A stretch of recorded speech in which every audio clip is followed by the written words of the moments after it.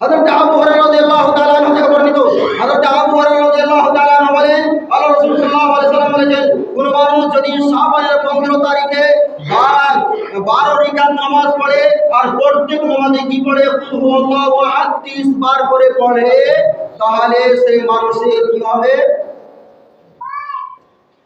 সেই মানুষ জান্নাতি হবে। আর জান্নাত মরার আগে তাকে জান্নাতে, যে জান্নাতে যাবে তাকে জান্নাত দেখিয়ে দেওয়া হবে। দেখুন, মরার আগে তাকে জান্নাতটা দেখিয়ে দেওয়া হবে যে এই জান্নাতে তুমি যাবে। আর কি করা হবে?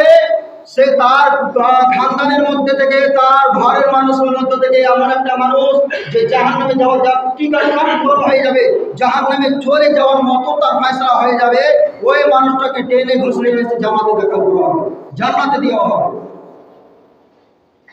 এগুলো হচ্ছে হাদিস। লাস্ট হাদিস আপনাকে বলে দিয়ে আমি আপনার উদ্বুদ্ধ করছি। শেষ নম্বর হাদিস হযরতে আলী থেকে এটি বর্ণিত হাদিস।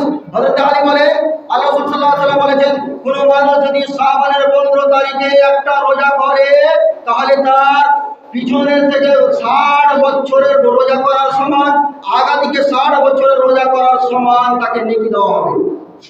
কোন হাদিস, কোরআন হাদিসের কথা বা আল্লাহ রাসূল থেকে প্রমাণিত হাদিস নাই, ভুয়া হাদিস, জাল হাদিস, এগুলো নিজের মানুষের বানানো হাদিস।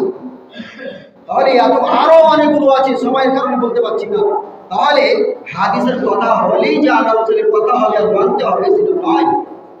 অনেকগুলো হাদিস দুনিয়াতে প্রচলিত আছে, লক্ষ লক্ষ হাদিস আছে, আমি তাহলে বাছাই করে নিয়ে সেটাকে মানতে হবে।